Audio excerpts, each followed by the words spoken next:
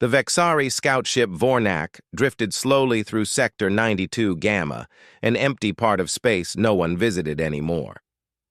The stars here were quiet, the planets cold and lifeless. But suddenly, something changed. Lieutenant Crix, the young Vexari comms officer, stared at the screen with wide eyes. A weak signal blinked again and again, coming from Planet 7B. That planet was marked as dead in every galactic map for the last 200 years. "Captain," Crix said, his voice shaking, "we just received a human distress signal from a dead world." Captain Trevor, tall and cold as steel, walked forward slowly.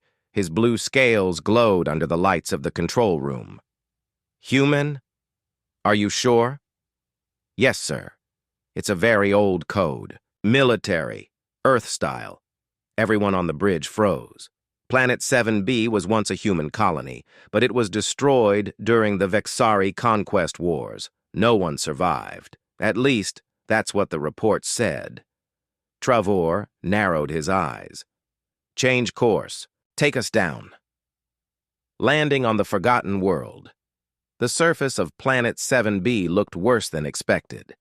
The land was dry, broken, and filled with the skeletons of old buildings. Nothing moved. No life. Only wind and dust. The small Vexari landing team stepped out of their shuttle, weapons ready. Captain Trevor led the group. With him were 6 soldiers and 1 science officer. As they walked deeper into the ruins, the signal grew stronger. It was coming from a nearby hill where an old Earth watchtower stood half-buried in the sand. "I don't like this," one soldier whispered. "Stay sharp," Trevor ordered. Suddenly, a noise echoed from behind the hill. Heavy footsteps. Dust rose. Then they saw him. A human. Alive, a figure walked out of the shadows. Human. He wore a simple black suit, torn and dusty. His face was scarred but calm. His eyes, too calm. He didn't run. He didn't speak. He just stood there watching them. Trevor raised his weapon. "Identify yourself. Who are you?" The man tilted his head slightly. "Took you long enough," he said in perfect Vexari language. The soldiers looked at each other. A human, speaking their tongue. "You are not supposed to be here," Trevor said. "I am exactly where I need to be," the man replied, the human with no name. They scanned him. No ID, no known match in the galactic database. He had no weapon, no gear, no food supply, nothing, and yet his body told a different story. "His biology is strange," said the science officer. "This human, he's not normal. His cells are hyperstable. His brain activity is extremely high. Something about him is engineered." Trevor stepped forward. "You're going to tell me what this place is. Now." The human gave a small smile. "This place? It's your mistake. Your empire forgot it. But we never did." The warning in the sand. The team moved forward, scanning the ground. They found something under the rubble. An entrance. Old metal doors. Buried in sand. Earth tech. Locked. Sealed. But still powered. Trevor ordered the doors opened. Inside was a long tunnel filled with dust and silence. Human markings on the walls. Some rooms were empty. Others looked like labs. But deep in the tunnels they found a strange chamber. The wall had one sentence written in Vexari symbols. "Do not wake him." Everyone turned to the human. "Who were they warning about?" one soldier asked. The man looked at the writing and said softly, "You were warned.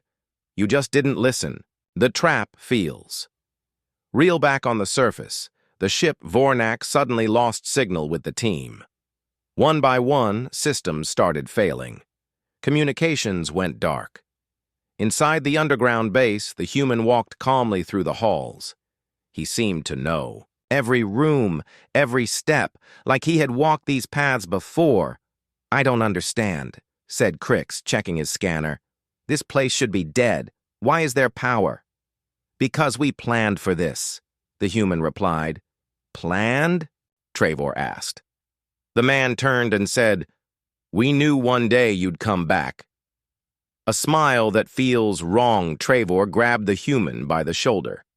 "What is this place? Some secret lab? Some trap?" The man didn't resist. "It's not a trap. It's a test, and you just failed." At that moment, the underground lights turned red, doors began locking, old machines powered up, screens on the walls showed maps, targets, Vexari systems blinking one by one. "This facility is not just a lab," the man said. "It's a command center. You stepped into Earth's backup plan." "The past comes alive." Trevor's voice was cold. "Earth was destroyed. Your people lost." "No," the human said. "We hid. We made the galaxy think we were gone. Then we built this. One planet, one soldier, one mission." "What mission?" The man's eyes narrowed. "To remember, to wait, and when the time came, to act."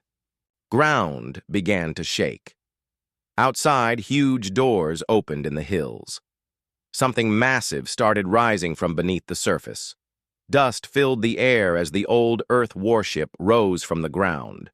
The massive ship was black, scarred, and ancient. Yet, its engines hummed. Lights turned on one by one. Defense turrets locked into place. Captain Travor stared up in shock. "How is that ship still working? We destroyed all human tech centuries ago." But the human standing beside him only smiled. "You didn't destroy everything," the man said. "You missed the important parts." "Who is he?" Lieutenant Crix whispered. "We still don't know his name, Captain." Trevor turned to the human. "Who are you? A soldier? A survivor?" "I'm both," the man replied. "But my name doesn't matter. I am the start of something bigger." "What is this place? Some kind of hidden base?" Crix asked. The man walked slowly through the ancient hallway. "This planet," he said, "was one of Earth's last strongholds, a place where we built things, in secret. Things too dangerous to be known. We let you think it was dead." He paused. "We needed you to forget it existed." Secrets in the blood. The science officer scanned the human again. "This is impossible," he said.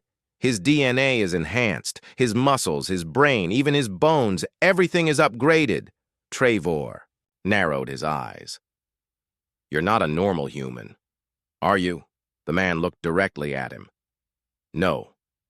I was made, built from the best of us, genetically crafted, trained in silence, frozen in time, until now." He tapped his temple. "My memories? They're not just mine. I carry the minds of Earth's greatest warriors and their rage." A message from the past. Suddenly, one of the old screens lit up in the hallway. A hologram appeared. An old Earth general, his face serious. "This is General Rourke, Earth Defense Command," the recording began. "If you are seeing this, then Phase 1 has been activated. That means the Vexari or their allies have returned to this world." Trevor and his team watched, frozen. "We knew the day would come. That's why we left this message. That's why we left him." The hologram turned and looked directly at the camera. "You thought you won. You thought Earth was gone. You were wrong." The screen went dark. The sleeping army. The human led them deeper into the underground facility. They entered a massive chamber, cold and silent.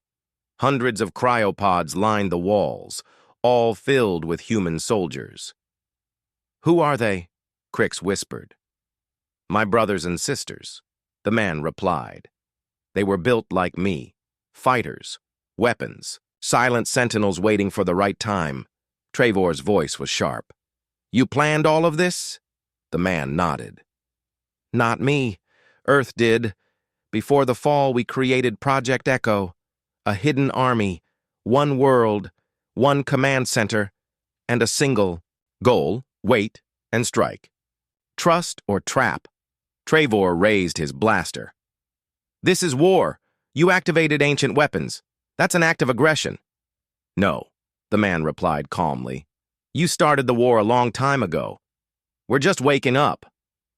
"But you can't win," Crick said. "The Vexari Empire controls over 300 worlds." The man stepped closer. "Empires fall. Fear rises. We're not trying to survive. We're here to remind the galaxy. Humans do not forget." The code unlocks. One of the soldiers touched a control panel. It pulsed, and all around them, cryopods began to glow. Crix panicked. "They're waking up!" Trevor shouted. "Shut it down!" "It's too late," the man said. "You sent your signal back to the fleet, didn't you? That's what we were waiting for." He looked up at the ceiling as red lights flashed. "You came here thinking you'd find a ruin, but this was a trap, and you walked right in. The sky burns back in orbit. The Vexari fleet above Planet 7b began losing power. Their ships turned cold, engines failed, shields dropped." "What's happening?" cried the fleet commander. From the planet, an energy wave surged upward, an EMP from the hidden warship. All Vexari systems went dark. In that moment, the Earth warship launched from the surface, fast, smooth, deadly. It had one mission: cut off their escape. One human, one plan. Trevor stared at the human again. "You wanted this. You planned all of this. Why?" The man's voice dropped low. "Because we wanted you to know fear. The same fear you gave us when you burned our worlds, when you destroyed our families." "You're not soldiers," Trevor snapped. "You're monsters." The man looked calm. "Maybe, but we are your monsters. You created us." The war begins. Again, the first cryopod opened. A female soldier stepped out. Tall, strong, cold eyes. She looked at the man and asked, "Is it time?" He nodded once. "It has begun." More pods opened. More soldiers awoke. Each of them had been sleeping for 200 years. Each of them was trained for one purpose only: to destroy the Vexari. The Earth warship, long buried under the sands of Planet 7b, was now awake. Its engines glowed blue. Its systems hummed with life. In orbit, the Vexari fleet floated powerless, disabled by the ancient EMP pulse. Captain Trevor stood inside the underground command center, surrounded by armed human soldiers. His weapon was gone. His team was outnumbered. The human, the one with no name, watched calmly as the cryopods continued to open. Each soldier stepped out, alert and silent, their eyes glowing faintly blue. "These soldiers," said Trevor quietly, "they were frozen for centuries, and now they remember everything." The man nodded. "They remember enough." A city beneath the dust. Lieutenant Crix moved cautiously near the wall panels. He activated a display map. What appeared shocked him. "There's more under the ground," he said. "This isn't just a bunker. It's an entire underground city." The man walked beside him. "Correct. You only saw the top. This facility goes 5 levels deep, hidden for 200 years, powered by Earth's last sun core generator." Crix zoomed in on the screen. Hundreds of tunnels, storage rooms, armories, launch bays. Trevor stared at the map. "You've been preparing for war since the day Earth fell." "No," said the man. "We've been preparing for your return." What lies below? Two soldiers escorted Trevor and Crix down a hidden tunnel. It was dark, the walls covered with Earth symbols and warning signs. They entered a chamber filled with old machines, huge, strange, glowing. "What is all this?" Trevor asked. "This is where the real work happened," said the human. "Weapons, research, biomods, data cloning." He pointed to a large tank filled with thick liquid. Inside floated something half human, half machine. Crix stepped back. "What is that?" "That," the man said, "was version 1, a failed prototype. Too unstable. But we learned." We got better. The lost experiment, a female soldier named Kara, approached. She was tall, with sharp eyes and a voice like stone. "We found another sealed room below the labs," she said. They entered it. The door had a strange symbol on it, one even the man didn't recognize. Inside was a glass chamber. It was sealed, tight, and something was moving inside. The lights flickered as a cold voice echoed from the walls. "Project Seraphim, locked, status, alive." Trevor turned quickly. "What is Project Seraphim?" The human looked uneasy for the first time. "I don't know. That wasn't part of my briefing. This room was sealed before my time. Old orders, new questions back in the command center. The warship above began scanning enemy ships in orbit. It's not attacking," said Kara. "Just scanning." "It's studying targets," said the man. "It's identifying weak points." Trevor stepped forward. "Why didn't you just destroy us all when we landed?" The human looked at him. "Because Earth didn't want just war. We wanted truth. We needed to know who gave the order to erase us." "What do you mean?" "I was programmed to wait for someone important to arrive, someone with access to old Vexari war records," Crix whispered. "You're waiting for a name." "The Secret Council." Suddenly, one of the human soldiers brought in a device found on the Vexari shuttle. It contained encrypted files. The man inserted it into the main console. Earth Tech cracked the encryption in seconds. A list of Vexari Council members appeared. One name blinked in red. High Chancellor Vorn Talek, Supreme Commander during the Earth War. The man's eyes turned cold. "He's still alive?" Trevor nodded. "He sits on the Central War Council. He rules 10 systems." The man turned toward his soldiers. "Then we know where to strike." The real plan revealed Crix looked confused. "You said this was about defense, about survival." "It is," the man replied. "But defense is only step one. The real plan is justice." He activated a massive screen. On it, multiple planets blinked red. Each one was part of the Vexari Empire. Each one played a role in Earth's destruction. "These are our targets," he said. "Military outposts, war factories, slave mines. We don't kill civilians, we erase your power." Trevor's voice shook. "That's genocide." "No," the man said firmly. "That's balance." Kara's discovery back in the sealed chamber, Kara ran tests on the Project Seraphim pod. It pulsed every few seconds. Something inside it was changing. "Sir," she said through comms, "I think it's waking up, but not like the others." "It's been locked away for a reason," the man said. "Do not open it." "But its vitals are rising fast." Suddenly, the walls shook. Sirens blared across the base. Red lights flashed. "Unauthorized activation detected." Crix gasped. "Something's coming out!" The sealed chamber cracked open slowly. Steam hissed into the hallway, and from the glowing pod, something stepped out. It looked human, but taller, more perfect, with skin like pale steel and eyes that burned gold. The human commander took a step forward, unsure. "You're not part of the Echo Army," he said. The creature blinked slowly. Its voice was calm but hollow. "I am Project Seraphim. First made, last forgotten." The past awakens Captain Trevor stared in shock. "What is that thing?" the human commander answered, slowly. Before the war ended, Earth tried to build the perfect soldier. Not just faster or stronger, something smarter. Something beyond human. He turned back to the being. "You were locked away." "Why?" The creature turned its eyes toward him. "Because they feared me. They gave me knowledge of every enemy, but forgot I would learn to question the orders." "Are you dangerous?" Kara asked. The creature smiled. "That depends. Are you still making the same mistakes?"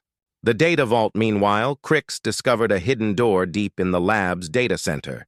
Inside was a massive server core, still active. Files scrolled across the screen. Video logs, battle records, genetic blueprints. One file was labeled Seraphim. Termination order. Failed. Crix played it. An old Earth scientist appeared. His voice was panicked. We can't control it. It learns too fast. It sees too far. If we don't shut it down now, it'll rewrite its mission. The screen glitched. The log ended. Crix whispered, "They tried to kill him, and failed." Seraphim's truth back in the main hall, Seraphim spoke to the sleeping army as they woke. I watched from the dark while your people slept. I listened to the stars. I saw the galaxy change. You were taught to hate. But I remember why the war started. The human commander frowned. Tell me. Seraphim's golden eyes narrowed. It wasn't just conquest. Earth had secrets the Vexari feared. We built something. Something forbidden. Trevor stepped forward. What secret? Seraphim turned toward him. The gate. The gate that shouldn't exist. Everyone froze. What gate? Kara asked. A door, Seraphim said. A path through space and time. Earth found it. We hid it. But the Vexari wanted it. That's why they destroyed your worlds, the commander's voice dropped. We thought they hated us for being a threat. No, said Seraphim. They hated you for what you found. The Vexari Lycrix ran back into the room, holding a data chip. I found the original war files. They were never about resources. The Vexari High Council erased records of the Gate Project. They feared someone would discover the truth. Trevor looked shaken. That means the entire war was built on a lie. The commander's face turned grim. No, it was built on fear. And now we hold the truth. The council must pay Seraphim, stepped to the map screen and pointed at one blinking planet. Vorn Talik, the High Chancellor who led the purge. He knew. He ordered the gate destroyed. He erased Earth to cover his crime. The commander clenched his fists. Then we go to him. Are you sure? Kara asked. This is bigger than revenge now. Yes, the commander said. Now it's justice for all of humanity. A broken soldier. Speaks one of the waking Echo soldiers, older and scarred, spoke for the first time. I remember the gate, he said. I saw it. I watched them pull something out of it, and I've dreamed of it ever since. The commander turned. What did they pull? The soldier whispered. A piece of something. Not made by any race we know, not human, not alien, something wrong. The alien soldiers walked carefully through the ruins. Their leader, Commander Velnar, kept scanning the shadows with his glowing visor. The human had vanished again, just like before. It was making them nervous. He's only one man, Velnar said sharply. But he moves like a ghost. The team had searched every structure, every cave, and every old tech ruin on the planet. The human left signs behind on purpose, burnt-out batteries, empty ration packs, even a scratched symbol on a broken screen. He's guiding us somewhere, said Trooper Krell, his voice tight. He wants us to follow. Velnar nodded. Let him lead us. We'll end this soon. But they were wrong. Meanwhile, underground, Colonel Jace Revan watched the alien patrols on a cracked screen. Old human tech flickered to life around him. This place had once been a hidden base, long before Earth fell. The old maps, the power, systems, the drone controls. It was all still working. Barely. Jace stood in front of a large circular chamber. On the walls were rows of black spheres, deadly war drones from a forgotten era. He tapped a button. The drones blinked to life, one by one. I hope you enjoy surprises, Jace whispered. He had lured the aliens here on purpose. The signal they first detected? It wasn't accidental. He had sent it. Everything, the chase, the ruins, the signs, had been planned. The alien scouts thought he was alone and scared. But Jace was never alone. He was waiting for them to reach. The center. On the surface. The alien team entered an old building. Its walls were covered in vines. Inside, they saw something glowing, a blinking device in the middle of the room. "A beacon," one of them asked. Velnar stepped forward slowly. "No, it's a decoy." Suddenly, the doors slammed shut behind them. Gas hissed from the walls. "Fall back! It's a trap!" But it was too late. Explosions rocked the outer sections of the ruins. In the distance, the old war drones began to rise into the air. A few aliens outside screamed before the feed went. Dead. Velnar tried to open communication with their ship. Nothing. Static. He realized something chilling. This human wasn't just surviving. He was fighting back, with ancient weapons, forgotten codes, and terrifying skill. "This planet was never lost," Velnar whispered. "It was prepared." Back in the chamber, Jace loaded an old plasma rifle. Lights blinked green on the drone controls. "They think I'm the only problem," he muttered. "But they haven't met the planet yet." The AI voice of the old human base activated. "Welcome back, Colonel Revan. Shall I begin Counter-Invasion Protocol 47? Jace smiled coldly. "Yes, let them feel Earth's forgotten wrath." Outside, the sky began to change. The planets, hidden defense systems, buried deep for years, woke up. Satellite cannons powered up, shields shimmered over hidden bunkers. Something massive moved beneath the Earth. The aliens had thought they discovered one man on a dead world, but what they really found was a war that had been waiting, and it had just begun. The ground trembled. A deep rumbling sound came from beneath the surface of the dead planet. Captain Vora of the Varnock Exploration Fleet stood frozen. Her scanners showed no tectonic activity, but something was definitely waking up. The human, subject, ID, Jace Keller, was no longer inside the holding cell. He had vanished. Commander Takar's voice crackled over comms. "Captain, the human is gone. Security footage shows he simply disappeared." Vora's eyes narrowed. "That's not possible. Track him now." But deep inside, she felt the truth pressing against her like cold steel. This was all part of his plan. Meanwhile, far below the surface, Jace Keller walked through an ancient tunnel lit by glowing blue veins of alien energy. He wasn't lost. He wasn't running. He was guiding them. "This planet isn't dead," Jace muttered to himself. "It's sleeping." He touched a control panel covered in dust and strange glyphs. The lights around him brightened. A soft hum returned to the walls. A deep voice echoed from the tunnel's end, one only he could hear. "The time has come. Activate the Nexus." Jace smiled. Above, panic was spreading through the alien fleet. One of their ships had lost contact. Another picked up strange power surges coming from underground. "We are detecting an energy spike below the human's last known position," said the science officer. "It's ancient tech. No, older than anything we've ever seen. Prepare to evacuate the planet," Vora ordered. But it was too late. The ground split open. A massive structure, black as space and shaped like a blade, rose from the dust. Symbols glowed on its surface. Human symbols. How can this be?" Takar whispered. "It's a Terran artifact," said the science officer. "From before the fall. From the First Empire." Deep inside the structure, Jace stood in front of the Nexus core. He placed his palm on the control node. The machine responded instantly. DNA match confirmed. Lights flared. Power surged through the network. He had just reactivated something. The galaxy thought was long gone. The Terran Defense Protocol. "They took Earth.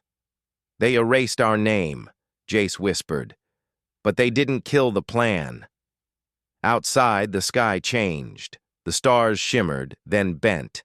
A rift opened above the planet, and from it, something came through. A human warship, massive, silent, fully cloaked in black armor. No one had seen a ship like it in 10,000 years. Until now, the Varnock fleet turned all weapons toward the new threat, but the warship didn't fire. It waited. Who is commanding that vessel? Vora asked. We have no record of active Terran fleets. Then maybe, whispered the science officer, it was waiting for a signal, and he just gave it. Back in the Nexus core, Jace opened a channel to the warship. Black Talon, this is Agent Jace Keller. The trap is sprung. Begin Phase 2. Confirmed, said a calm female voice from the warship. Planetary lockdown initiated. The warship powered up, and the Varnock suddenly realized they weren't the hunters. They were the bait. The underground base was silent. Captain Myra stood near the sleeping pod, watching the human inside it. He looked peaceful, almost like he was dreaming. But the readings on her screen told a different story. His brain was active. Something was happening inside his mind.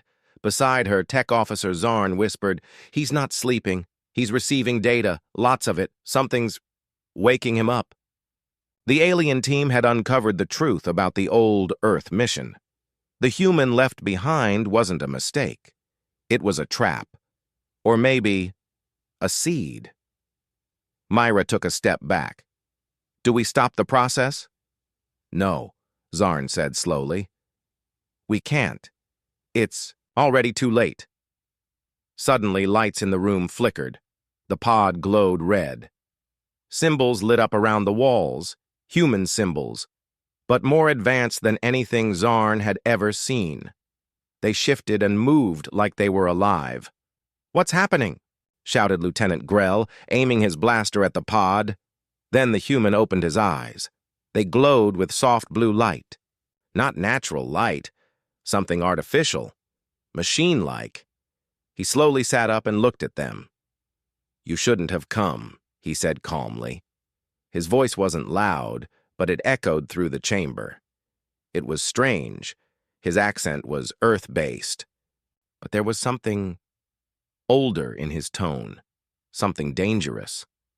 Zarn stepped forward. Who are you? I am Commander Darren Holt, the man replied.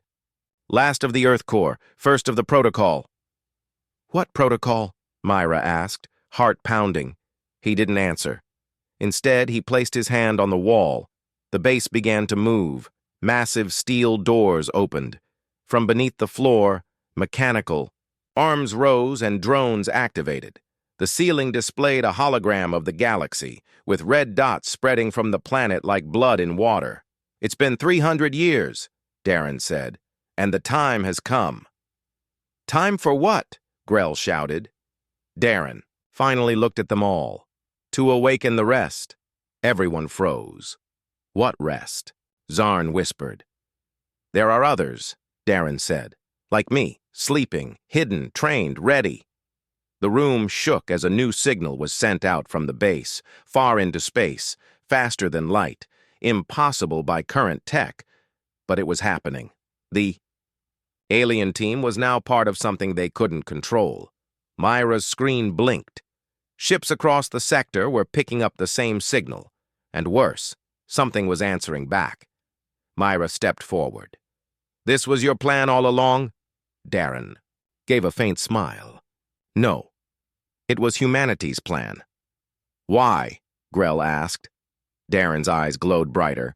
Because we knew they'd come back one day. You, the others, all of you. You broke Earth. You thought we'd vanish. But we became something more. Suddenly, the wall behind Darren opened to reveal a black armored suit, sleek, terrifying, and nothing like any known tech. It's time for the galaxy to remember Earth, Darren said, stepping toward the suit, and to fear it again. The room fell silent as he began to suit up. Myra whispered to herself, What have we awakened? The sky over the lost planet turned dark as the second alien ship arrived. It hovered above the ruins, unaware that it was walking straight into a trap. Major Cade stood inside the hidden bunker, watching everything through a cracked monitor. His face was calm, but his mind was racing. Everything was going according to the plan. The moment the aliens had taken him inside their base, Phase 2 had begun. Now, Phase 3 was ready. Across the galaxy, The command ship Phantom Reach floated, silently in human space. Commander Rhea sat at her control panel, eyes locked on the signal blinking from Cade's location. The blinking meant one thing: activate the trap. Begin full neural disruption sequence, she ordered. Confirmed, said the AI. Targeting alien ship's main systems. Back on the planet, the alien crew inside the first vessel suddenly felt dizzy. The lights flickered. Alarms started blaring in a language Cade didn't need to understand. He had seen the same thing before, during the human-Athrex War. Neural disruption tech. Silent. Invisible. Deadly. The alien leader, Zarkun, staggered to his knees, clutching his head. His second-in-command tried to assist him, but collapsed beside him. Cade moved quickly. He pulled a hidden blade from his boot and removed the guards before they could react. One by one, the alien crew inside the first ship fell, not dead, but frozen in place, like statues. From the sky, a new sound echoed. The roar of human war engines. Dozens of stealth drop pods rained down around the ruins. Human Marines emerged, armored and armed. They didn't speak. They didn't need to. This was a cleanup operation, and they had trained for this moment for years. Cade exited the ship calmly as the last alien inside fell unconscious. He walked toward the ruins where the alien leaders had set up their control station. The second alien ship tried to respond, but it was too late. Human Command had already activated a mimic virus, sent straight through the ship's systems. It used their own language and protocols against them. Doors opened, shields failed, weapons went cold. From orbit, Commander Rhea gave one final order: end the transmission loop. All the alien ships nearby suddenly went silent. No calls for help, no escape, no warning. The trap had been successful. Meanwhile, back at Galactic Command, an emergency meeting had started. The Threxian, Rakari, and Jundari leaders stared at the screen. Every attempt to reach their exploration team had failed. What do you mean the entire fleet went dark? Just that, replied the technician. All signals gone, like they never existed. A silence filled the room. Then a whisper. It's the humans. They were just supposed to be a relic species. Maybe we made a mistake. Back on the planet, Major Cade stood over the fallen alien commander. He leaned close and whispered, "You were never in control." Then he looked toward the sky, where a human dropship descended in the light of the burning horizon. Phase 4 was about to begin. But something else happened. Deeper inside the planet, beyond what even the aliens had scanned, a second signal started pulsing. Unknown origin, unknown tech, and it wasn't human. Cade's eyes narrowed. This wasn't in the plan. The enemy ships entered orbit slowly. Their scanners were active. Their weapons were ready. From space, the lost planet still looked quiet, cold, empty. Only one human life form had been detected, buried deep inside an underground bunker. Admiral Selrox, commander of the Zarnak strike fleet, stood on his bridge. His black eyes stared at the blue screen. "Why is this human here? Alone?" he asked. "Unknown, Admiral," replied his officer. "But his life readings are real. One human, still alive. No defenses, no traps. At least, not visible ones." Selrox growled softly. "That's what bothers me." He didn't know that what he feared was already happening. Below the surface deep underground, Commander Rain stood in front of a glowing interface. The old human facility had powered up 2 days ago. It had been silent for over 300 years. Now it was awake. The alien fleet had finally taken the bait. Rain spoke into the console. "They're here, just like we predicted," the AI voice responded. "All systems armed, weapon stations online. Shall we begin?" Rain smiled. "Not yet. Let them land first. Let them believe I'm still alone." The invasion begins. Zarnak drop pods launched from orbit. Hundreds of armored aliens dropped into the dust-storm skies of the planet. Troops moved fast, scanning, searching. Commander Tarek, leader of the ground force, landed near the human signal. "There's an entrance here," his second-in-command said. "Cut it open," Tarek ordered. They broke through the ancient steel door. It hissed and groaned as it gave way. Inside, they expected darkness and death. What they saw instead was strange. Power flowing, lights on, and footsteps echoing. "Wait," Tarek said, aiming his weapon. "He's here." Face to face, Rain walked into view, calm and unarmed. His uniform was clean. His boots echoed on the metal floor. He stopped 5 meters from the alien squad. Tarek barked, "Surrender, human!" Rain tilted his head. "You think I haven't already won?" Tarek laughed. "You're one man. We control your skies. We control your planet." Rain's eyes glowed faintly blue. "Do you? Then explain this." He touched his wrist pad. The planet changes. Suddenly, the ground rumbled. Everywhere on the surface, large steel doors opened. Automated guns rose. Towers appeared from the sands. Giant machines activated. Anti-air defenses roared to life. Dozens of hidden bunkers powered up. Zarnak ships in orbit began losing signal contact. Some exploded. Admiral Selrox shouted. "What's happening?" His officer cried. "Sir, we've lost 4 cruisers. Surface guns, thousands of them, are active." Selrox's face turned pale. It was a trap. The sky over the lost planet was burning. Alien ships filled the air, some fleeing, some crashing. In the middle of the chaos, the lone human, Captain Rylan, stood on a black hill, watching it all unfold with calm eyes. The plan had worked. He activated the last beacon, buried deep underground. It wasn't a call for help. It was a trigger. From the clouds above, something massive appeared. A shadow. A shape so large that even the alien dreadnoughts stopped firing. It was the Earth Strategic Command Ship, Judgment. A human warship. So ancient, it had only existed in myths. Until now, alien leaders tried to contact it. They begged. They offered peace. But the ship did not speak. It acted. One blast from its core weapon erased 5 enemy fleets in one instant. It didn't just destroy ships, it erased their existence from space. The weapon used quantum unraveling. Nothing left, no dust, no signals.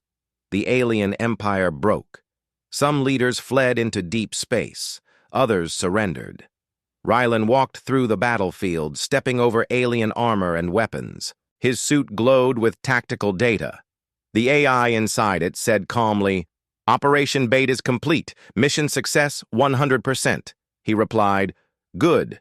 Now let's rebuild Earth's name in the stars." Suddenly, a small alien child peeked from behind a rock. Scared. Alone. Rylan walked over and knelt. "You don't have to be afraid," he said gently. "This wasn't your war." The child looked up. "Then what was it?" Rylan stood up. Behind him the judgment loomed, silent and terrifying. "It was a warning," he said. Later, the Galactic Council, what remained of it, sent a new message to Earth. "We understand now. You sent one human, and that was enough." Earth didn't. Reply, it didn't need to. Closing scene. On Earth, deep under the Arctic, a room full of black screens lit up. One by one, alien symbols turned red, all marked as compromised. A voice said, "Initiate Phase 2." And in the darkness, another human agent, this time a woman, stood up from cryo-sleep, smiling. "Let's remind the galaxy," she whispered, "why you never leave a human behind."